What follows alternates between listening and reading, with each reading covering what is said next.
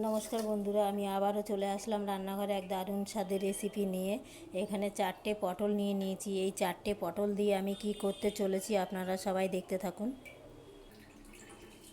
এই যে পটলটাকে আমি কিভাবে কুচি কুচি করে নিয়েছি, সাইড দিয়ে দেখেন দুপাশেই কুচি কুচি করে নিয়েছি। এই যে এরকমভাবে পটলটাকে সাইড দিয়ে আমি দুই পাশেই কেটে কেটে নিয়েছি। প্রতিটা 4টে পটলই আমি এইভাবে কেটে নিয়েছি। এই যে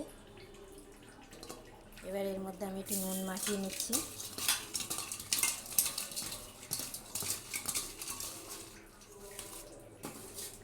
এইখানে আমি খানিকটা সুজি নিয়ে নিয়েছি, আর কিছুটা লঙ্কা নিয়ে নিয়েছি, কাঁচা লঙ্কা, আর সামান্য পরিমাণে এর সঙ্গে আদা দেব, দিয়ে আমি পেস্ট করে নেব মিক্সচার জারে। এই যে ঘোরানো হয়ে গেছে, আমি এবার এর মধ্যে দিয়ে দিচ্ছি।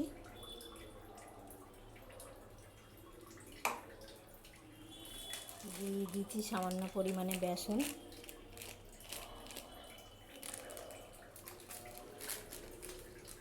এখানে হলুদ নুন দেওয়া আছে, আর একটু সামান্য পরিমাণে মিষ্টিও দিয়ে দিয়েছি। এবার এইগুলো আমি ভালো করে মেখে নেব। যে মাখা হয়ে গেছে সব উপকরণ দিয়ে, তেলে দিয়ে দিয়েছি, তেলটা গরম হয়ে গেছে। এবার আমি কড়াইতে দিয়ে দিচ্ছি একে একে।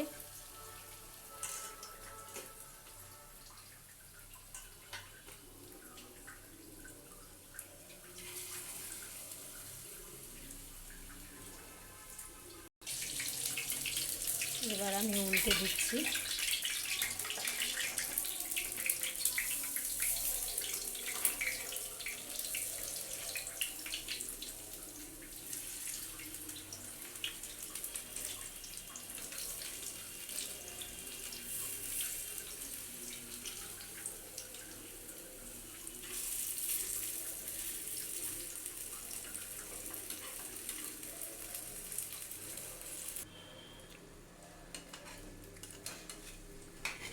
সব পটল ভাজাগুলো হয়ে গেছে, আমি একে একে নামিয়ে নিচ্ছি।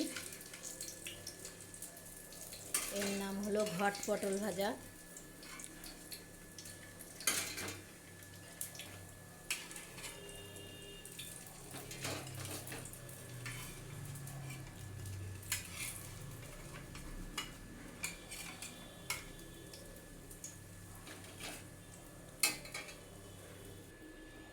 এই যে নামিয়ে ফেলেছি, কত সুন্দর লাগছে। আপনারাও এইভাবে খেয়ে দেখবেন, খুবই ভালো লাগবে। এত সুস্বাদু খেতে, একদিন খেলে মনে হবে যে সব সময় খাই। ভালো লাগলে সবাই লাইক শেয়ার কমেন্ট করবে। এর থেকে ভালো ভালো কিছু বানাতে পারি কিনা সব সময়ের জন্য চেষ্টা করব। আজকের রেসিপি এই পর্যন্ত, আবার আগামী পর্বে দেখা হবে।